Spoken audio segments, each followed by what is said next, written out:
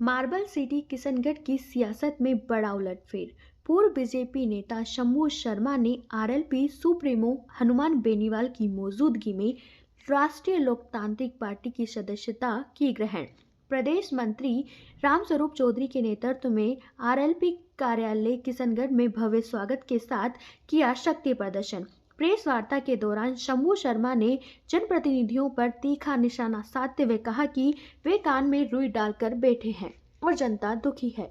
उन्होंने जनता को राहत दिलाने और मूलभूत समस्याओं के लिए संघर्ष करने की बात को कहकर पार्टी में शामिल होने का कारण बताया। शर्मा ने कहा, आरएलपी आगामी नगरीय एवं पंचायत चुनावों में उतारेगी उम्मीदवार। इस घटनाक्रम से स्थानीय राजनीति में दिखे बड़े बदलाव के संकेत। नाम तो नहीं बताऊंगा। विगत 2 दिनों में मेरे पास 150 फोन है। 150 फोन 100 कार्यकर्ता होंगे और करीब 50 लोग ऐसे हैं जो आज कोई न कोई उनके पास में दायित्व है। उनको ऐसा भर गया दिल, मैं खुद आऊँगा। मैंने कहा ठीक है, मौका दे करके एक फंक्शन के हिसाब से आप मान सम्मान करके और ढंग से आप शामिल करेंगे। तो ये बात हो रही है, चल रही है। आते आते एक ने कहा वैसा मेरे को साथ ले चलो, मैं अभी ठीक आरएलपी ज्वाइन करते कहीं भारतीय जनता पार्टी या कहीं तो दबाव आया आपके पास में? बिल्कुल है। फिर से आप 2 दिन से चल रहा है, मैं रात को नहीं सो रहा हूँ, लेकिन मेरे फर्क नहीं पड़ता। मेरे पे इसलिए फर्क नहीं पड़ता कि मैं जो लक्ष्य तय किया है वो लक्ष्य ये है कि मैं जनता के लिए काम करूँ। आज को एक बात बताओ, हिंदुस्तान भर में देश आजाद होने के बाद कितने एमएलए हैं, आप किसी का नाम बता सकते हो क्या? कितने सांसद रहे, आप नाम गिना सकते हो क्या? कितने मंत्री रहे, आप नाम गिना सकते हो क्या? लेकिन जिन आदमी ने संघर्ष किया और देश के लिए, प्रदेश के लिए, गांव के लिए काम किया, वो नाम आज भी याद है। तो ऐसे पद भी किस काम के जो आप जनता के लिए कुछ कर नहीं सको। और राजनीतिक क्षेत्र में तो जनता काम के लिए तो आए हैं, और आए किसके लिए, ये बताओ मुझे आप।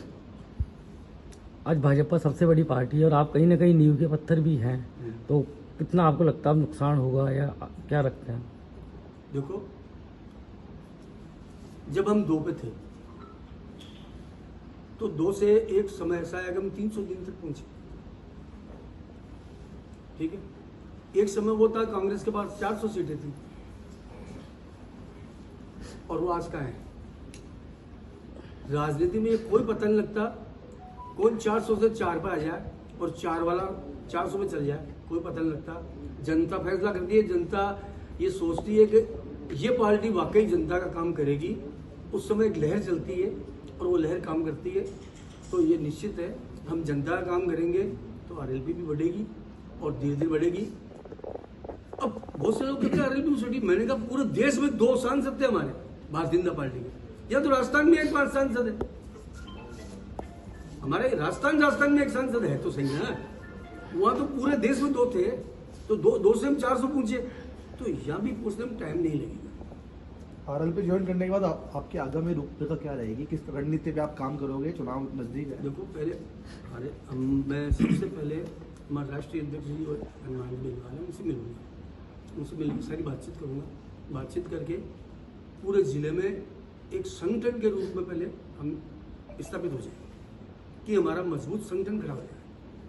उसके बाद जब एक संगठन खड़ा हो जाएगा, उसके बाद हम प्रत्येक वार्ड तक हमारा संगठन खड़ा हो जाए, उसके बाद हमारा बूथ तक संगठन खड़ा हो जाए, और उसके बाद फिर हमारा आगे की कार्रवाई रहेगी। पिछले चुनाव में पार्टी से टिकट कटा था आपका, क्या इस बार आरएलपी से पार्षद चुनाव लड़ेंगे आप? देखो, अभी ये बात कहना मैं समझता हूँ उचित नहीं होगा। क्या होगा ये तो बहुत गर्त में है, मैं ये भाव लेके ही नहीं आया। अगर पार्टी ये कहती कि आपको ये चुनाव लड़ना ही है तो देखा जाएगा। पार्टी कहती नहीं लड़ना है तो नहीं लड़ना है, खत्म बात, सीधी सीधी बात है। मुख्य आपका है कि आप समर्पण के साथ बिल्कुल समर्पण से काम करूंगा। आरएलपी को तीसरे मोर्चे के रूप में खड़ा करूंगा अजमेर जिले। तीसरे से पहले मोर्चे के रूप में? मैं तीसरे मोर्चे के रूप में फर्स्ट पर